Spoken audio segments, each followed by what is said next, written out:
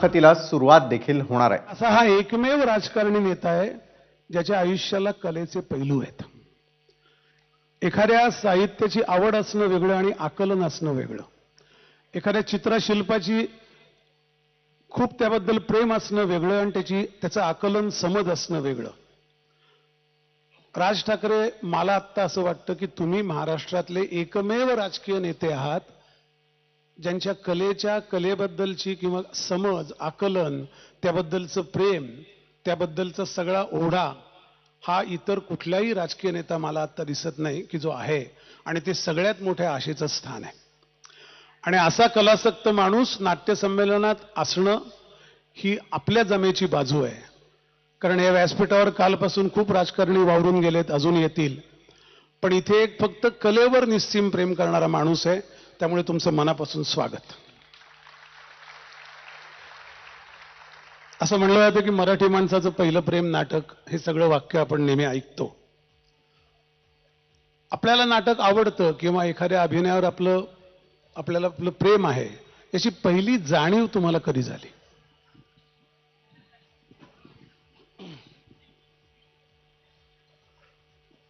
सर्वप्रथम मी आपल्याला सर्वांना 100व्या या नाट्य संमेलनानिमित्त मी आपल्याला शुभेच्छा देतो आणि मला बोलवल्याबद्दल धन्यवाद देतो।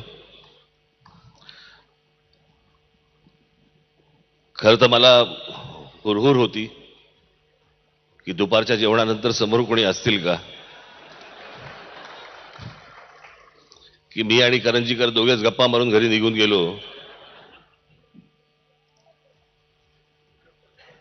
परंतु आपण सर्वजण इथे इतक्या मोठ्या संख्येने उपस्थित आहात त्याबद्दल मी आपला मनापासून आभारी आहे।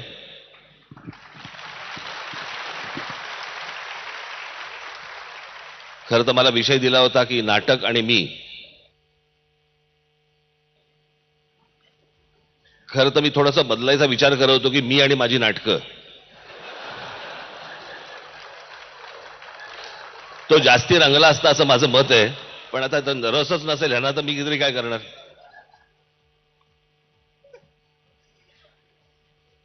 पण नाटक न पाहिलेला मराठी माणूस मला नाही वाटत महाराष्ट्रात कोणी असेल। त्याने किती पाहिली असतील, काय पाहिली असतील, मला काही कल्पना नाही, परंतु नाटक या विषयावरती माझी मुलाखत घ्यावी असंही माझ्यात काही नाही। नाटक आवडतं इथपर्यंतच। तुम्ही प्रश्न काय विचारला होता मला? नाटकावर किंवा अभिनयावर, मी तो आणखीन विस्तृत करतो नाटकापुरता। आपलं प्रेम आहे, आपल्याला ते अतिशय मनाला भावतं, याची पहिली जाणीव कधी झाली? पहिली जाणीव असं काय तर आठवत नाही, परंतु नाटक काय प्रत्यक्ष घडणारी कुठची गोष्ट ही तुम्हाला बघायला आवडतेच, कारण त्या नाटक या गोष्टीला रिटेक नाहीये। करेक्ट। जसं आमच्या भाषणाला रिटेक नाहीये, सुटलं की सुटलं। म्हणजे हल्ली सकाळची चॅनल पाहिल्यानंतर रिटेक घ्यावेसे वाटतात की परत एकदा बोला, की हे जरा चुकलं, जरा परत एकदा बोला। पण आमच्या क्षेत्राला आणि नाट्य क्षेत्राला रिटेक नसल्यामुळे पूर्ण भान ठेवून त्या सगळ्या गोष्टी कराव्या लागतात। मला चित्रपट क्षेत्र या गोष्टींविषयी मला आस्था आहे, मला त्यातलं जरा समजतं देखील माझं, कारण ते फिल्म मेकिंग हे माझं पहिलं प्रेम आहे। मी मागे माझ्या मुलाखतींमध्ये मी सांगितलं होतं की जर मला आता या सर्व तरुणांना आता खूप संधी आहे, त्यांच्याकडे इंटरनेट आहे, ते कम्युनिकेशन आहे, सगळ्या गोष्टी त्यांच्याकडे आता आज समोर आहेत त्यांच्या। मी जेव्हा कॉलेजमध्ये होतो त्यावेळेला मला वॉल्ट डिझनी स्टुडिओमध्ये ॲनिमेटर व्हायचं होतं। आता तो वॉल्ट डिझनी कुठे, त्यांचा स्टुडिओ कुठे, कोणाला कॉन्टॅक्ट करायचा, कोणाला पत्र लिहायचं, त्यावेळेला काही ईमेल नाही, फोन नाही, कोण माहिती काहीच नाही। अर्थात नंतर त्याचं मी माझा स्वतःचा एक ॲनिमेशन स्टुडिओ पण काढला होता, तो भाग वेगळा। पण मला चित्रपट समजतो, चित्रपट हे माध्यम मला समजतं, सर्वांगाने समजतं, पण मला त्याही पेक्षा मला कुतूहल हे नाटकाचं जास्ती आहे। याचं कारण मला आजपर्यंत नाटक ही गोष्ट समजली नाही की हे चौकोनात एका चौकोनामध्ये सगळा आशय आणतात कसा. वा. मी फिल्म करायला गेलो, मी आउटडोअरला जाऊ शकतो, मी इंडोरला जाऊ शकतो, मी एडिट करू शकतो, मी अनेक गोष्टी त्याला नरेशन देऊ शकतो, खूप गोष्टी मी करू शकतो. पण नाटक ही गोष्ट अशी आहे की त्यावेळेला तिथे मी समोर बसल्यानंतर माझ्यासमोर ते जग अख्खं निर्माण करायचं ही साधी सोपी सरळ गोष्ट नाही. या आपण नुसतं म्हणतो हा या विंगेतनं आला आणि तो त्या विंगेतनं गेला, हे इतकं सोपं नाहीये ते. पण ते तुम्हाला बिलीव्ह करायला लावणं की हे खरं असं आहे, समोर तुमच्या दिसतंय तसं आहे, त्याच्यामध्ये कलाकार अनेक कलाकार त्याच्यामध्ये जीव होतच असतात, ते खरं वाटायला लागतं. मला असं वाटतं ही सगळ्यात मोठी ताकद आहे. मी कोणाला कमी लेखतो आणि कोणाला जास्ती लेखतो अशा भाग नाही, परंतु चित्रपट असेल, टेलिव्हिजन सिरियल्स असतील, इतर माध्यम असतील, यातलं सर्वात कठीण जर कुठचं माध्यम असेल मला असं वाटतं नाट्यक्षेत्र हे सगळ्यात कठीण माध्यम आहे.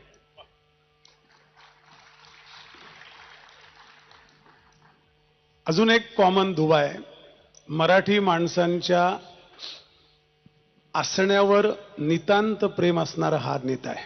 आपण मराठी आहोत याचा अभिमान, याचं सत्व जपणारा नेता आहे.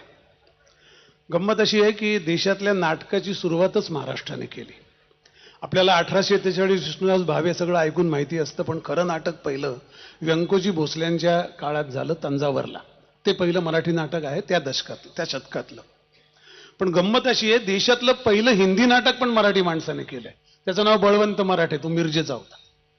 म्हणजे देशातलं हिंदी नाटक, हिंदीत तिथे गेले, हिंदीतलं बघितलं आणि हिंदीत नाटक लिहावंसं वाटलं, कारण या लोकांना मराठी कळणार नाही, यांना पण नाटक दिलं पाहिजे.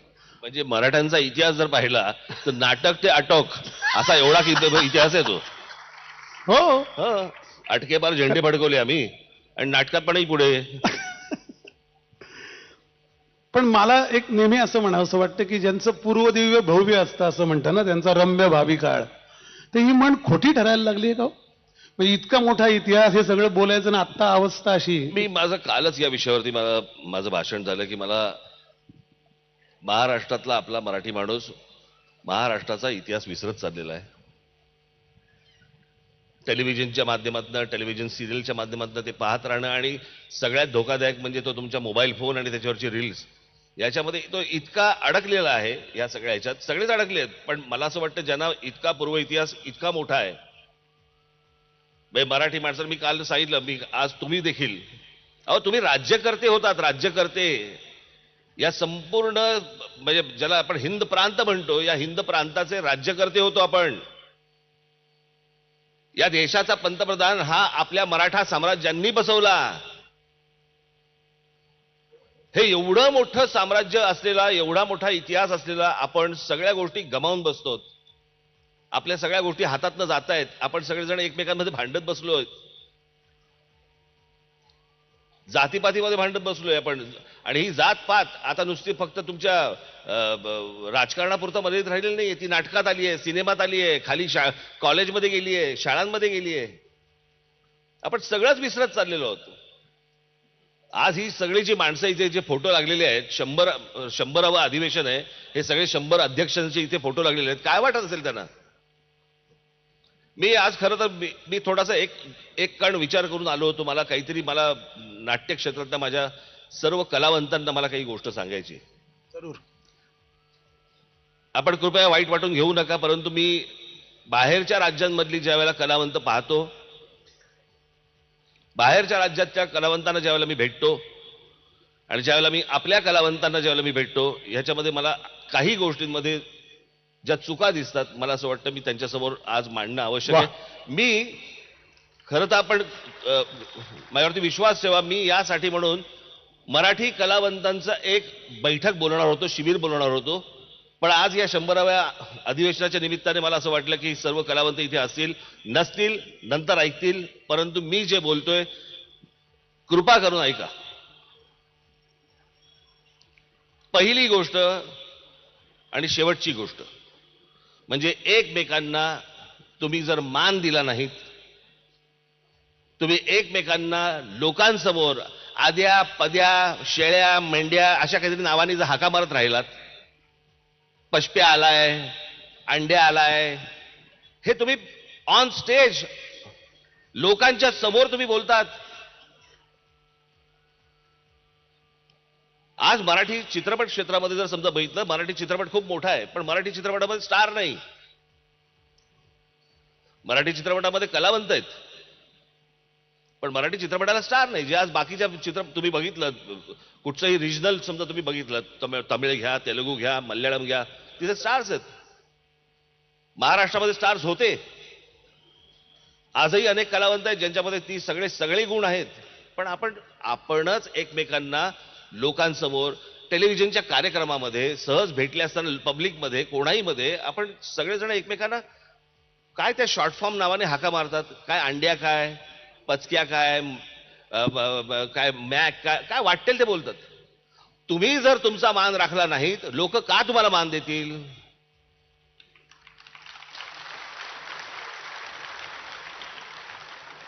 मी अनेक ठिकाणी बघितलेलं आहे, रजनीकांत आणि इलायराजा तिकडचे साऊथ मध्ये खूप मोठे संगीतकार होऊन गेले आहेत, म्हणजे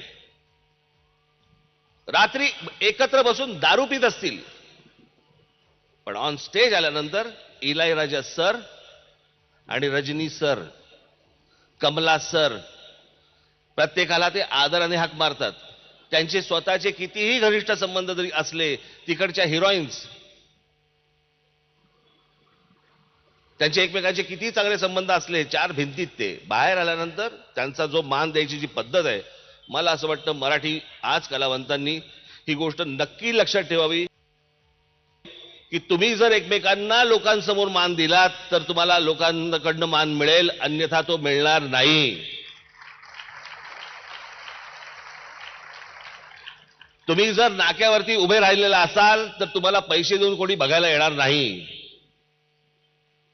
मला आजपर्यंत कधी अशोक सराफ मला हे कधी कुठच्या नाक्यावरती उभे राहिलेले मला कधी दिसले नाहीत, म्हणून मी पैसे काढून बघायला जाणार आहे त्यांना. जे मला सहज मला दिसतंय, जे सहज मला मिळतंय, मी ती गोष्ट पैसे काढून का बघायला जाऊ? आणि मला असं वाटतं की तुमचं मोठेपण, कलावंतांनी हे आपलं मोठेपण हे तुम्ही जपलं पाहिजे. तुम्ही इतरांना मोठं म्हटलं पाहिजे, दुसऱ्यांनी तुम्हाला मोठं म्हटलं पाहिजे, तर लोक तुम्हाला मोठं म्हणतील. पण हे तुम्ही एकमेकांना जे काही छोट्या छोट्या शब्दांमध्ये जे काही मोजताय, हाका मारताय, हे लोकांसमोर ह्या गोष्टी होता कामा नयेत. आज प्रशांत दामले इथे अध्यक्ष आहेत. मी चार भिंतीमध्ये माझ्या घरी आल्यानंतर मी त्यांच्याशी मी आरेतुरेमध्ये बोलीन. मी चार चौघामध्ये मी प्रशांत सरच म्हणेन. इतकी वर्ष ज्या माणसांनी आज नाट्य क्षेत्रामध्ये घालवलेली आहेत, 30 वर्ष 40 वर्ष, काही सोपी गोष्ट आहे का? मी त्या दिवशी मी अशोक सराफांच्या मी कार्यक्रमाला गेलो, मी तिकडे अशोक सर असंच म्हणत होतो. हे सर म्हणण्यासारखीच माणसं आहेत ना. मग यांना जर समजा आपण नाही समजा सर म्हटलं, काय म्हणायचं पब्लिकली? मामा आलेत का? सख्खे मामा लागतात का तुझे? इतका मोठा कलावंत आहे ना, म्हण ना अशोक सर.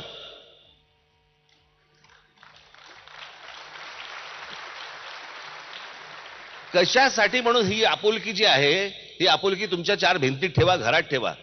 लोकांसमोर ज्या वेळेला याल त्यावेळेला तुम्ही एकमेकांना मान देऊनच बोललं पाहिजे, तरच मला असं वाटतं या नाट्य क्षेत्राला आणि चित्रपट क्षेत्राला पुढे काहीतरी चांगलं भविष्य आहे.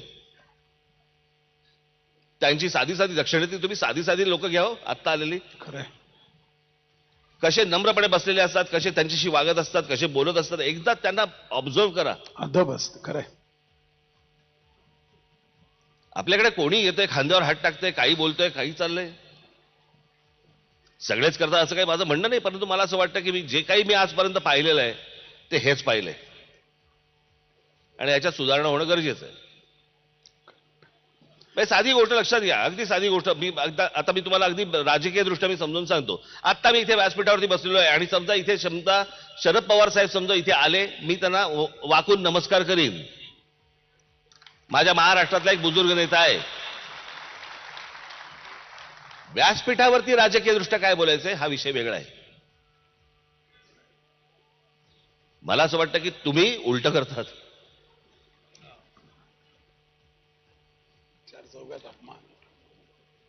आणि ह्या सगळ्या गोष्टी माझी हात जोडून विनंती आहे तुम्हाला, मराठी सर्व कलावंतांना माझी विनंती आहे की तुम्ही एकमेकांना मान देणं गरजेचं आहे. संपूर्ण नावाने हाक मारणं तुम्ही गरजेचं आहे.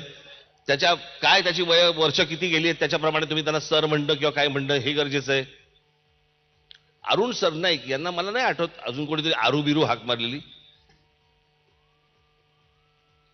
मला नाही आठवत कोणी श्रीराम लागूंना शिरू किंवा काही अशी हाक मारलेली. लागू साहेब आलेत किंवा लागू सर आलेत आणि त्या लोकांनी देखील तेवढा त्यांचा आप राखलाच होता. मला असं वाटतं आज या कलावंतांनी ही गोष्ट सांभाळणं खूप गरजेचं आहे. अन्यथा ज्या मुंबईमध्ये तुम्ही आज महाराष्ट्रामध्ये आज जिथे हिंदी चित्रपटसृष्टी आहे त्या हिंदी चित्रपटसृष्टीमध्ये मी तुम्हाला एक उदाहरण म्हणून सांगतो. आता हा शेवट मी करून टाकतो या विषयाचा. मी मध्यंतरी एका डिरेक्टरना भेटलो. मला ते भेटले, आम्ही माझे मित्र आहेत ते. एका मी मराठी कलावंताबद्दल बोललो. त्याने विचारलं कौन है ये. मैंने कभी सुना नहीं नाम. 4-5 चित्रपटामध्ये कामं केले ना हिंदीमध्ये. मैंने नाम नहीं सुना कभी. मी त्याचं उर्फ नाव सांगितलं. अरे वो तो उसको तो मैं मिलता हूं. अच्छा लड़का है. म्हणजे तिथपर्यंत ख्याती पोहोचली तुमची असल्या नावांची. पण तीच गोष्ट ज्या वेळेला मी अशोक सराफांबद्दल बोलतो, लक्ष्मीकांत बेर्डेंबद्दल बोलतो, कुठच्याही हिंदी जेवढे माझे मित्र परिवारातले आहेत त्यांचे, ते कधीही त्यांना कुठच्या उर्फ नावाने अरे अशोक सर क्या काम करताय आदमी असंच म्हणतात. आणि मला असं वाटतं आजच्या या 100व्या नाट्य संमेलनाला सर्वांनी शपथ घ्यायला पाहिजे की आम्ही असल्या प्रकारची कुठचीही नावाने कोणालाही हाका मारणार नाही. आम्ही सगळ्यांना एकमेकांना मान देत राहू आणि मान घेत राहू. वा. त्याच अशोकजींच्या कार्यक्रमात तुम्ही एक वाक्य बोलला होतात की कलावंत नसते तर हा देश अराजकाकडे गेला असता. रोज उठून आभार मानले पाहिजे त्यांचे. खरंय. आणि मला असं वाटतं की सगळे स्तर खालावले याचं कारण तेच आहे. म्हणजे एक हे झालं उल्लेख अतिशय क्षुद्र याच्यात करणं आणि दुसरं कलावंतांची संख्या कमी होणं म्हणजे बकालतेकडे जाणं हे इन्व्हर्सली प्रपोर्शनल आहे. मला नेहमी असं तुम्हाला वाटतं की हे जे तुम्ही म्हणलात आणि तुम्ही अजून एक वाक्य म्हणलात की मी कृतज्ञ आहे या अवस्थेला या दर्जाला आणून ठेवल्याबद्दल कलावंतांचा कृतज्ञ आहे. पण हे कोणी मला दुसरं राजकारणी कधी म्हणल्याचं ऐकिवात सुद्धा नाही. म्हणजे खाजगीत म्हणले असतील कुठल्या मुलाखतीत, पण असं जनरल त्यांचं ते ठाम मत आहे असं वाटलं नाही. तर तुम्ही जे ते म्हणालात ते थोडं मला असं वाटतं विशद करून इलॅबोरेशन करून सांगावं. तुम्ही 2 उदाहरणं पण तेव्हा दिली होती. ते काय 1947 साली स्वातंत्र्य मिळालं, 52 साली पहिली निवडणूक झाली, त्याच्यानंतर अनेक सरकारं आली. गेले 70 वर्ष म्हणजे मला प्रत्येकदा मला निवडणुका लढवताना पण मला अनेकदा लाज वाटते.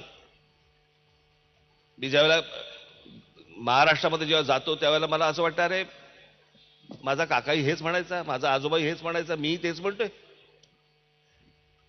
मी तिथे सभेला गेल्यानंतर मी तिथल्या लोकांना काय सांगतोय, मी तुम्हाला पाणी देईन, मी तुम्हाला रस्ते देईन, मी तुमच्याकडचं लोडशेडिंग कमी करून मी तुम्हाला वीज देईन. 70 वर्ष आम्ही त्याच विषयांवरती निवडणुका लढवतोय. आम्ही पुढे कधी जाणार. आणि या सगळ्या परिस्थितीमध्ये विचार करा, जर आपल्याकडे कलावंत नसते, चित्रकार नसते, शिल्पकार नसते, कवी नसते, लेखक नसते, कलाकार बाकीचे चित्रपट कलाकार असतील, नाट्य क्षेत्रातले कलाकार असतील, गायक असतील, ही मंडळी जर समजा नसती या देशात कधीच अराजक आलं असतं. आज आपल्या बाजूला असलेल्या पाकिस्तानची अवस्था आपण बघतो. आज ह्या सगळ्या तुम्हा लोकांमध्ये हा देश गुंतून पडला. तुमच्यावर त्यांनी प्रेम करतो, तो प्रेम करत आला, तो गुंतून पडला, म्हणून या बाकीच्या गोष्टींकडे दुर्लक्ष झालं. वा.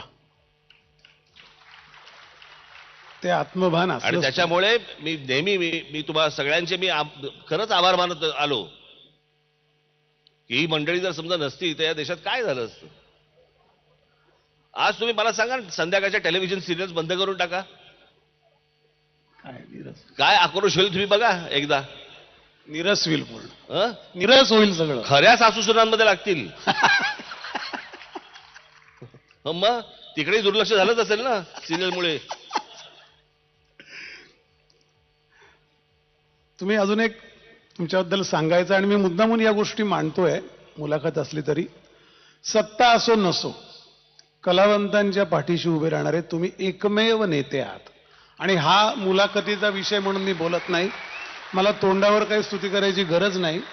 मला असं जाणवलंय आणि मी तर अनेक वर्ष परदेशात होतो, आल्यावर जाणवलं, तर काही प्रॉब्लेम असतील कुठल्याही कलावंताचे, तुमच्याकडे लोक येतात.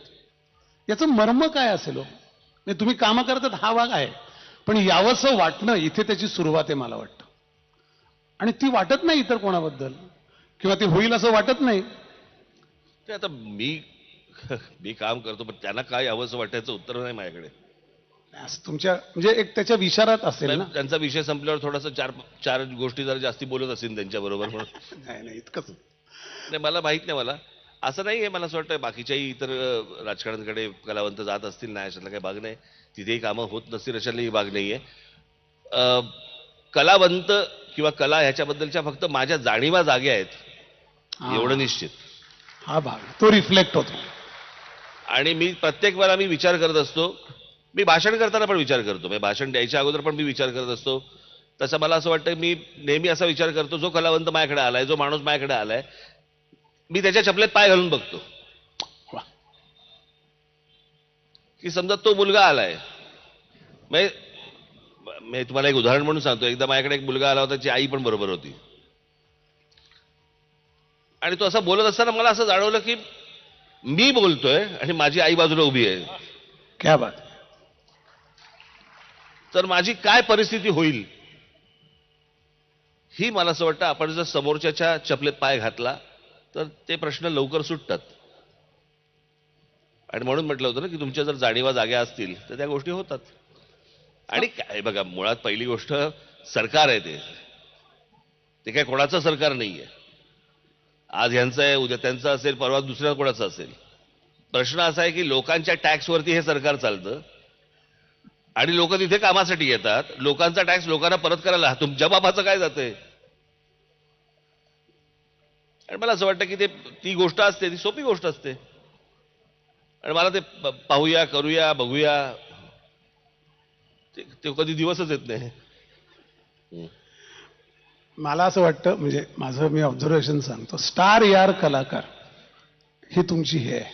म्हणजे मला असं वाटतं की एक त्यातला मित्र आहे ना, तो तुमचा जिवंत असतो. लोक येतात तेव्हा आपलेपणाशिवाय कोणाला जावं असं वाटत नाही.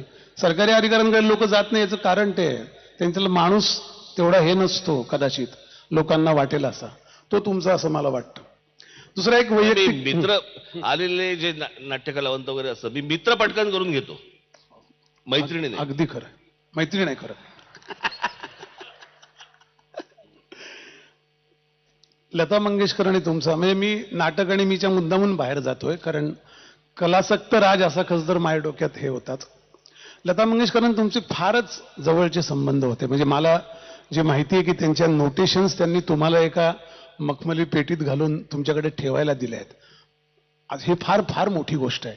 ते समोरचा माणूस तसा असल्याशिवाय कोण देणार नाही. त्याच्याबद्दल थोडं सांगाल का, त्या रिलेशनबद्दल, त्या सगळ्या अवकाशाबद्दल?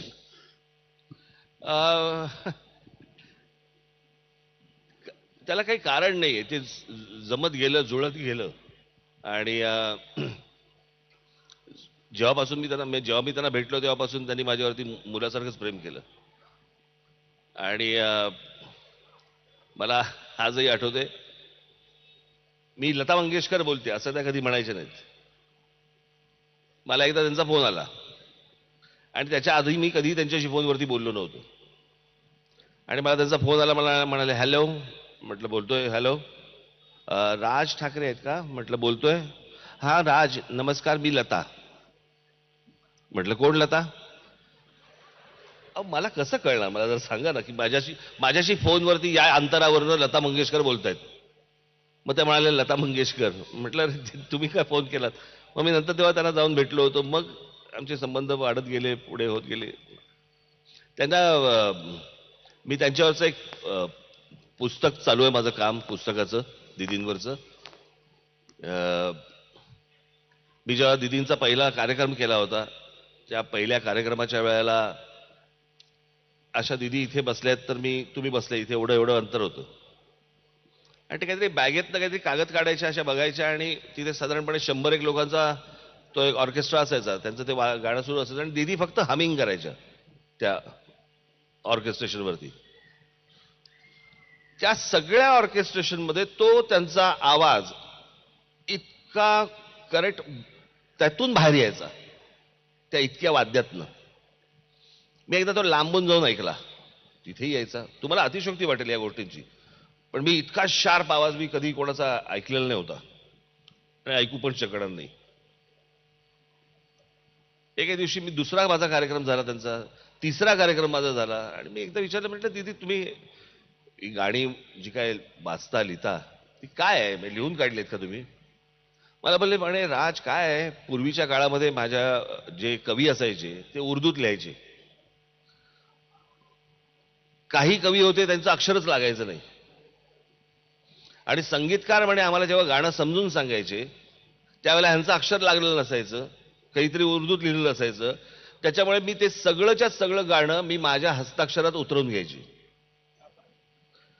आणि मग त्या लिहिण्यात गातानाचा मी श्वास कुठे घ्यायचा आहे, कुठे सोडायचा आहे वगैरे, या सगळ्या कुठच्या अक्षरावरती मी जोर द्यायचा आहे, हे सगळे त्याची नोटेशन्स त्याच्यामध्ये आहेत त्या सगळ्या ह्याच्यात. अशी सगळी गाणी त्यांनी एके दिवशी मला सांगितलं. मी म्हटलं की दीदी हे तुम्हाला काय माहिती आहे ना? म्हटलं हे प्राइसलेस आहे. असेल. मी म्हटलं मला याच्यावरती पुस्तक करायचंय. करा ना. बॅग काढली, माझ्या हातात दिली.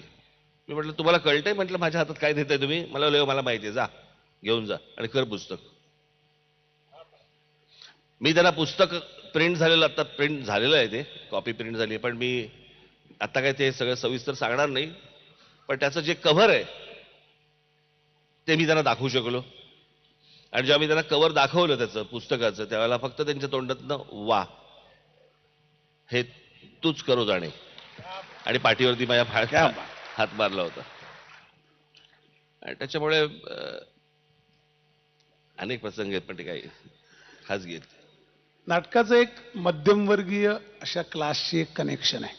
मी खरं तर मध्यमवर्गीय माणसाने नाटक जपलं, वाढवलं आणि ते 180 वर्ष चालली मराठी रंगभूमी. त्या मध्यमवर्गीय माणसाची आज प्लेसमेंट काय आहे नेमकी? मध्यमवर्गीय मराठी माणूस, म्हणजे ज्याला नाटकाने सिंचन केलं, ज्याने नाटकाला परत दिलं, हे जे सर्कल चालू राहिलं ते आता मध्यमवर्गीय कुठल्या याला येऊन पोचले आता देशात? मी मध्यंतरी एक पुण्यामध्ये बैठक बोलावली होती, किंवा एक बैठक नव्हतं, माझं व्याख्यान होतं.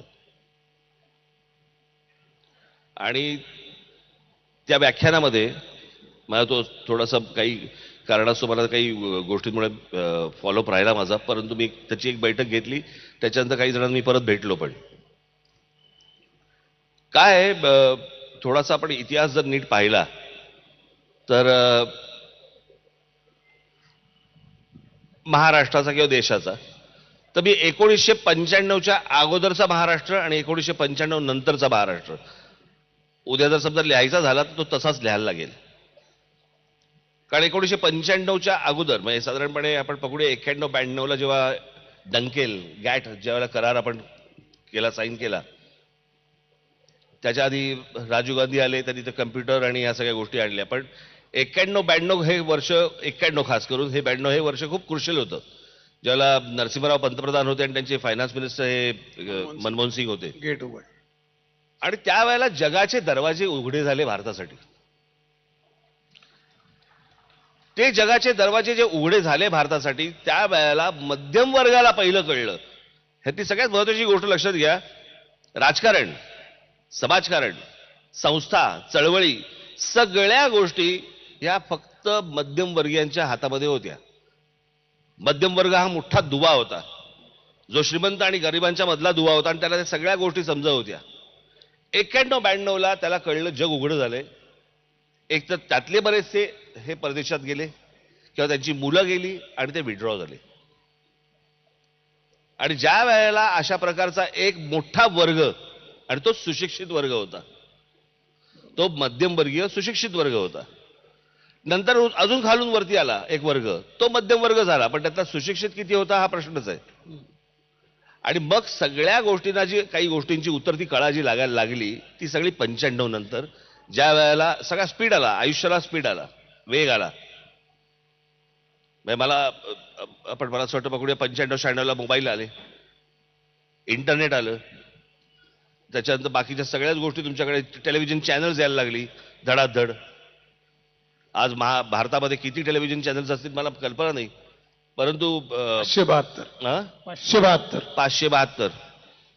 आता एवढ्या चॅनल्सवरती एवढा समाज जर समजा अडकून पडणार असेल, एवढ्या आज सर्वात जास्ती मला असं वाटतं मोबाईल फोनची संख्या देखील भारतात असेल 82 कोटी. 82 कोटी फोन आहेत आपल्याकडे, सगळेच फोनवर आहेत आणि देश व्हेंटिलेटरवर. देशाला ऐकू येत नाही. तर या अशा सगळ्या परिस्थितीमध्ये जो मध्यम वर्ग, जो एक वर्ग गेला, त्याच्यातनं प्रचंड मोठं नुकसान झालं. माझी आजही इथे नाट्यसंमेलन असेल, तुम्ही कोणत्या पक्षाला मतदान करता ह्याच्याशी मला देणं घेणं नाही, तुम्ही कुठच्या पक्षाला फॉलो करता ह्याच्याशी मला देणं घेणं नाही, पण या महाराष्ट्रामधल्या मध्यम वर्गाने पुन्हा एकदा पुढचं पाऊल टाकलं पाहिजे आणि राजकारणामध्ये, समाजकारणामध्ये, संस्थांमध्ये तुम्ही उडी घेतली पाहिजे, तुम्ही आलं पाहिजेत. तुम्ही कोणत्या पक्षाला मानता याच्याशी मला कर्तव्य नाहीये. आणि कसं आहे, सुशिक्षित असून नुसतं चालत नाही, सुज्ञ असावं लागतं. बहिणाबाई चौधरी अशिक्षित होत्या पण सुज्ञ होत्या. आज ती गोष्ट मला असं वाटतं, सुज्ञ लोकांची आज गरज मला असं वाटतं भारताला आहे, महाराष्ट्राला आहे, सर्वात जास्ती महाराष्ट्राला आहे. कारण महाराष्ट्र हा दिशादर्शक आहे, लीडर आहे. महाराष्ट्राने या देशाचं प्रबोधन घडवलेलं आहे. विचार या सगळ्या गोष्टींचा महाराष्ट्रातनं गेलाय. तुम्ही कम्युनिझम घ्या, हिंदुइझम घ्या, सोशलिझम घ्या, कुठचाही इझम घ्या, ज्याचा उगम महाराष्ट्र आहे. करेक्ट. सगळे कळलं का? त्याच्यामुळे तुम्ही कुठचीही गोष्ट म्हणजे दिशा देणारे छत्रपती शिवाजी महाराज देखील महाराष्ट्रातनं गेले, बाबासाहेब आंबेडकर देखील इथूनच गेले, ज्योतिराव फुले देखील इथूनच गेले, टिळक देखील इथूनच गेले. आज तो महाराष्ट्र जर समजा कुठेतरी सगळ्या ठिकाणी चाचपडत असेल तर मला असं वाटतं ही धोक्याची सूचना आहे, धोक्याची घंटा आहे. आणि जातीपाती आणि असल्या फालतू गोष्टींमध्ये आपण बरबटून जाण्यापेक्षा उत्तर प्रदेश, बिहार आणि या भागाची काय अवस्था झाली आहे आपण बघू शकता. आणि आज पण जे काही महाराष्ट्रामध्ये जातीचं सगळं चालू आहे आता, मराठी विरुद्ध ओबीसी, ओबीसी विरुद्ध हे, ह्याच्या विरुद्ध ते, हे नाही करत आहेत, हे कोणीतरी करवतंय, हे काहीतरी घडतंय, हे समजत नाही आपल्या लोकांना, पण हे कोणीतरी करवतंय. हा महाराष्ट्र एकसंघ राहू नये याच्यासाठी सगळे प्रयत्न करतायत आणि आम्ही गाफील आहोत. ही महाराष्ट्राची दुर्दैवी शोकांतिका आहे. आज आपल्याला असं वाटतं आपण जातीसाठी म्हणून काहीतरी करतोय, काही नाही, हे कोणतरी चालवतंय, षडयंत्र आहे. याच्यासाठी काही चॅनल्स काम करतायत, सोशल मीडिया काम करतोय, काही नेते काम करतायत, काही पक्ष काम करतायत. हे सगळं महाराष्ट्राचं एकत्रीकरण हे विखरून टाकायचं याच्यासाठीचे सगळे प्रयत्न सुरू आहेत. आणि मला असं वाटतं महाराष्ट्रातल्या मराठी माणसाला जर समजा आजही भान येणार नसेल या गोष्टींचं, आणि त्याच्यात आमच्या देशातले, राज्यातले जे सगळे काय नेते मंडळी आहेत मशगूल आहेत त्यांच्या सत्तेत, महाराष्ट्र म्हणून कोणी विचार करायला तयार नाही. कधीतरी महाराष्ट्रावरची पुस्तकं खरंच काढा आणि एकदा वाचा, मग कळेल आपली काय ताकद होती, किंवा रादर आज ताकद आहे आपली. सगळ्या गोष्टींमध्ये महाराष्ट्र हा पुढारलेला आहे. मला अनेकदा मागे एकदा ते हे बोलले होते नाही का, कोण तुमचे एक राज्यपाल होते, की इकडचे जर समजा गुजराती, मारवाडी हे जर समजा महाराष्ट्र सोडून गेले, महाराष्ट्र सोडून गेले तर काय होईल महाराष्ट्राचं. मी म्हटलं पहिल्यांदा ते त्यांचं राज्य सोडून आले का हे पहिलं विचारा ना त्यांना.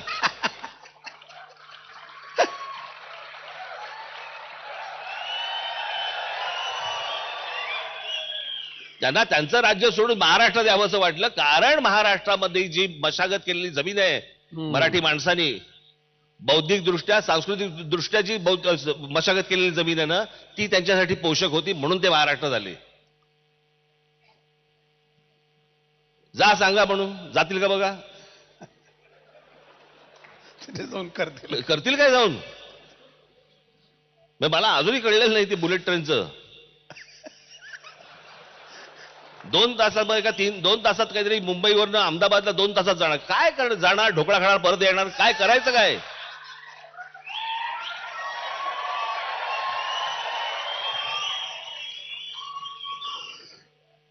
मुंबईत चांगला मिळतो. त्याच्यासाठी 1,00,000 कोटी कशाला घालवायचे.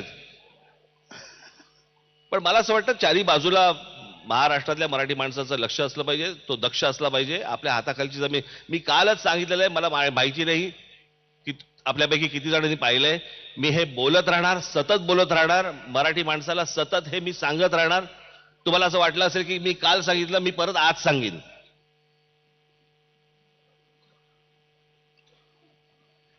आपण ज्याला जगामध्ये, आपण ज्याला इतिहास म्हणतो, आम्ही जो इतिहास वाचला जे सांगतो, तो संपूर्ण इतिहास हा भूगोलावरती अवलंबून आहे. भूगोल म्हणजे जमीन. तुमची जमीन ताब्यात घेणं. मोगलांनी हे केलं, तुमचं चंगीज खानने हे केलं, दुसरं महायुद्ध, पहिलं महायुद्ध, सगळी जी युद्ध बघितलीत. आपल्याकडे ज्यावेळेला छत्रपती शिवाजी महाराजांनी 28 किल्ले दिले. 28 किल्ले का दिले? जमीन. सो भूगोल हा काबीज करण्यासाठी ज्या लढाया झाला त्याला आपण इतिहास म्हणतो. क्या बात. आज महाराष्ट्राचा भूगोल अडचणीत आहे. महाराष्ट्राची जमीन पूर्वी युद्ध करून तरी घेतली जायची, आता ती तुम्हाला कळत पण नाही, इतक्या चालाकीने विकत घेतली जाते. मी तुम्हाला खरंच सांगतो, या ह्याच्यात उद्या तुम्हाला कोणीतरी विचारतात माणसं की तुम्ही कुठे राहणार आहे, तुम्ही सांगता हिंदुस्थानात राहतो. हिंदुस्थानात कुठे? महाराष्ट्रात राहतो. महाराष्ट्रात कुठे? नाही, मी पिंपरीला राहतो, चिंचवडला राहतो. पिंपरी चिंचवडला कुठे राहतो? हे हा माझं घर. घर म्हणजे काय? तो जमिनीचा तुकडा. तो जमिनीचा तुकडा म्हणजे तुमचं अस्तित्व. ते जर अस्तित्वच जर समजा तुमच्या हातातनं गेलं, तुमच्या पायाखालून जर गेलं, कोण तुम्ही? तुमची भाषा जर समजा तुमच्या राज्यामधनं निघून गेली आणि दुसऱ्या भाषा यायला लागल्या, कोण तुम्ही? आपण जातीपातीमध्ये, इतर गोष्टींमध्ये इतके मशगूल झालो की आपण आपलं स्वतःचं काय आहे हेच हरवून बसलो.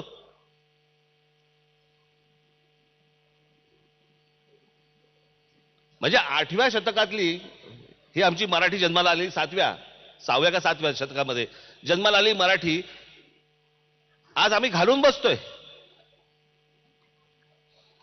आज आम्ही आमची जमीन घालून बसतोय. आता मी कालच बोललो, मी तो शिवडी नावाशिवाय रस्ता होतोय, रायगड जिल्हा पहिला बर्बाद होणार, कारण आमचं लक्षच नाहीये. बाहेरचे लोक येत आहेत, जमिनी विकत घेत आहेत, खरेदी करतायत. आमचाच माणूस तिकडचा एक तर तिकडे नोकर म्हणून राहील किंवा रायगड जिल्हा सोडायला लागेल. तीच परिस्थिती पुण्याची झालेली आहे. पुण्यामध्ये तर मी गेले अनेक वर्ष येऊन सांगत होतो की मुंबई बर्बाद व्हायला वेळ लागला, पुणा बर्बाद व्हायला वेळ पण लागणार नाही.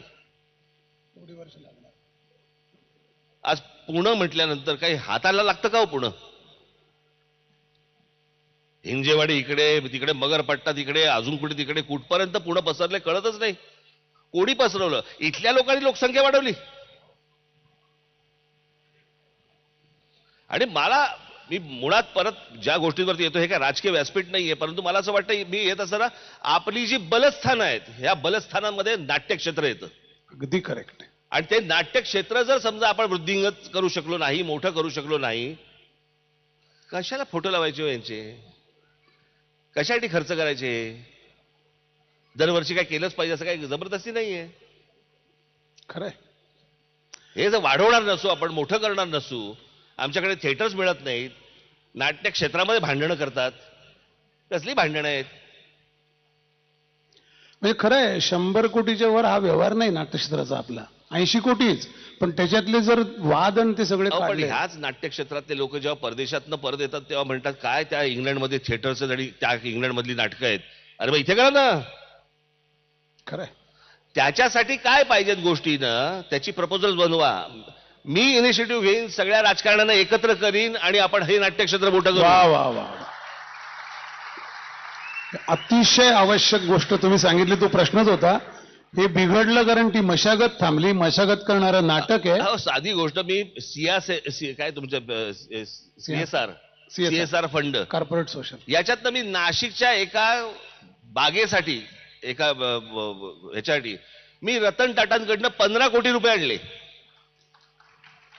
बोटॅनिकल गार्डन बोटॅनिकल गार्डनसाठी एवढे उद्योगपती महाराष्ट्रामध्ये आहेत, हे CSR फंडामधून करोडो रुपये देऊ शकतात. इच्छा आहे का? मी आता हे संमेलन झाल्यानंतर मी नाट्यक्षेत्रातील लोकांशी बोलून मी एकदम. परंतु या सगळ्या गोष्टीचा एक कुठेतरी हब केला पाहिजे की सगळी नाट्य थिएटर्स एका बाजूला असतील, तिकडेच हॉटेल्स असतील, लोक तिकडे येतील. आज बघा तुम्ही न्यूयॉर्कला समजा गेलात, न्यूयॉर्कला थिएटर्स आहेत. अमेरिकेतनं सगळीकडनं माणसं विमानाने नाटक पाहायला येतात, 2 दिवसासाठी शनिवार रविवार येतात, परत जातात. पण ते नाटकच इतकं मोठं करतात. मला असं वाटतं की मोठा विचार महाराष्ट्राने पुन्हा एकदा करायला सुरुवात केली पाहिजे. छत्रपतींच्या रूपाने आपला त्यावेळेला मोठा विचार झाला, त्याच्यानंतर अनेक लोकांनी त्याचा महाराष्ट्राचा मोठेपण जागवलं, गाजवलं. आज ही गोष्ट मला असं वाटतं आपल्या हातामध्ये आहे. करूया. नाटक द्रष्ट असतं. लखोबा लोखंडे नाटकात किती वर्षापूर्वी आले आणि आता तो मी नव्हेचे वेगवेगळ्या स्तरावरचे आविष्कार आपण बघतोय. ते नाटक तुम्हाला सांगतं बहुधा 20-50 वर्षांनी काय कोसळणार आहे. म्हणूनच त्याच्यासाठी इतिहास वाचायचा असतो. अनेक लोक अशी झाली. काय तुम्ही जोपर्यंत शिक्षा देत नाहीत ना, तोपर्यंत कोणत्याही सुधारणा होणार नाहीत. चुकीला चूक आणि बरोबरला बरोबर. काम झालं तर पाठीवरती शाबासकी, नाही झालं तर घरी बसवायचं. हे ज्या दिवशी तुमच्याकडनं होईल, आमच्या सगळे जण राजकारणातले सुतासारखे सरळ येतील. अजून एक गमतीशीर योग आहे. मला असं वाटतं ते बाकीचे लोक यायच्या आधी मला घालवा हा इथून. 5:45 मिनिटं. नाही, एक योग एक योगायोग असा आहे. मॉनिटर येणार असतील आता. जेव्हा घाशीराम कोतवाल आलं होतं तेव्हा तुम्ही वयाने लहान होतात खूप. त्याच्यावर अनेक वादळं उठली, रिॲक्शन सुटल्या. घाशीराम बसवणाऱ्या आज संमेलनाचे अध्यक्ष आहेत, आज इथे आहेत, डॉक्टर जब्बार पटेल. पुन्हा तशी परिस्थिती उद्भवण्याची शक्यता आहे का? घाशीराम सारखा विषय येणं त्या सगळ्याचे. मला असं वाटतं विषय तुम्ही कोणतेही आणले पाहिजे. मी तुम्हाला माझ्या बाबतीत मी गोष्ट सांगू शकतो, इतरांचं मला माहित नाही मला. पण माझ्यावरती देखील अनेक चित्रपट आले जे माझ्या खरं तर बघायला गेलं तर मला थोडंसं निगेटिव्ह कॅरेक्टर या अंगानेच मला दाखवलं गेलं होतं, बरोबर. पण मी कधीही ते चित्रपट बंद पाडण्याचं कधीही काम केलं नाही, करणारही नाही.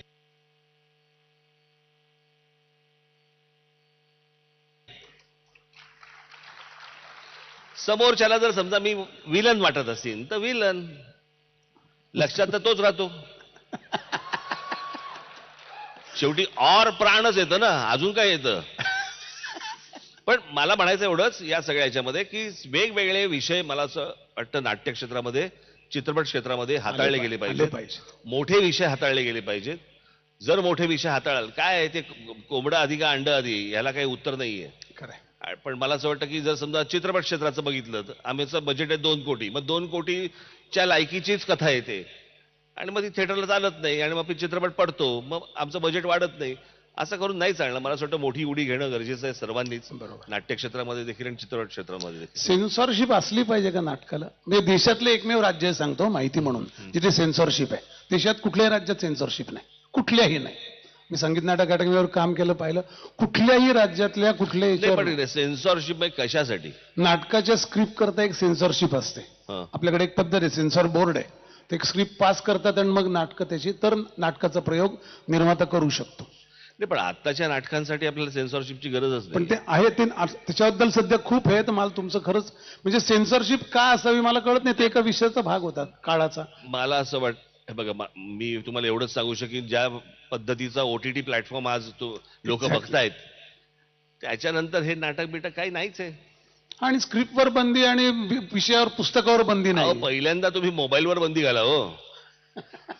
त्याच्यावर जे काय चालू असतं ना त्याला सेन्सॉर बिन्सॉर काहीच नाही, आईबापच नाही त्याला. झालंच तर त्याच्यामुळे पॉप्युलेशन कमी होईल, बाकी काही नाही.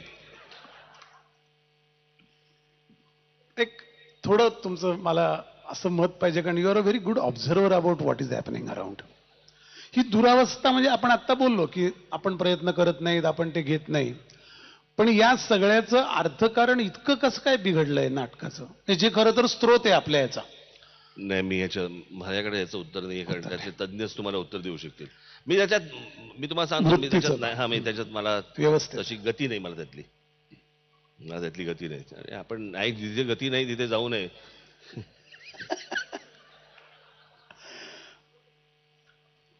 थोडे आवडता नाटककार कोण तुमचा? हे अनेक असतील, पण एक लक्षात राहिलेलं असतं. आवडता नाटककार, लेखक. लेखक म्हणून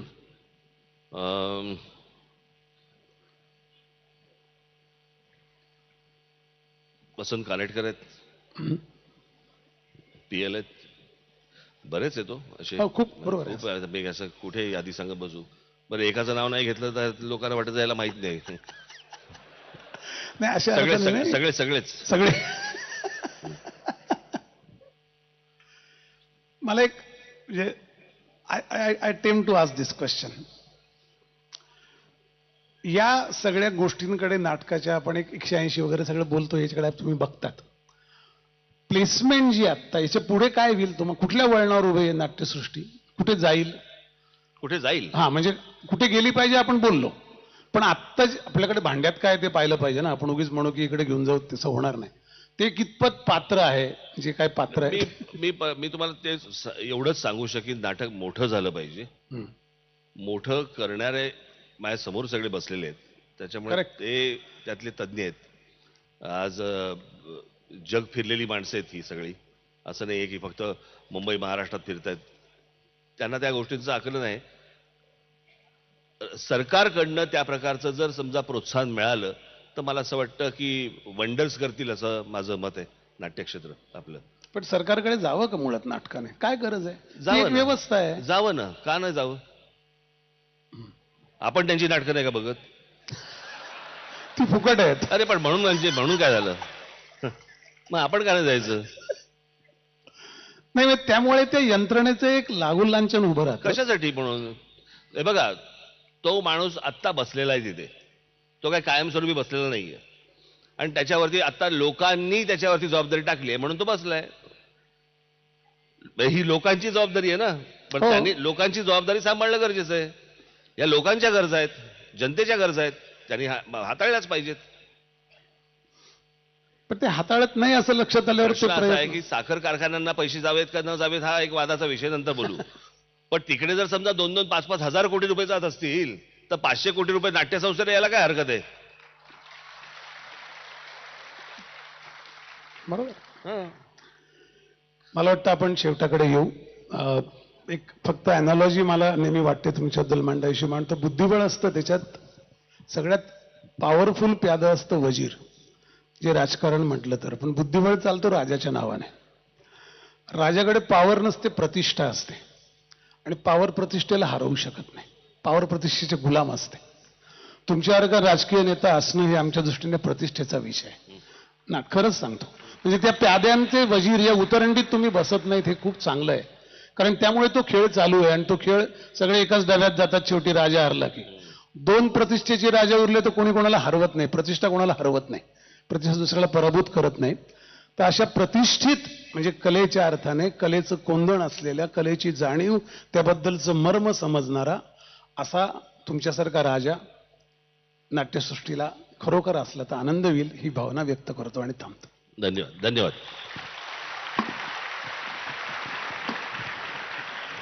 या प्रसंगी मी माननीय भाऊसाहेब भोईर यांना विनंती करतो की आपण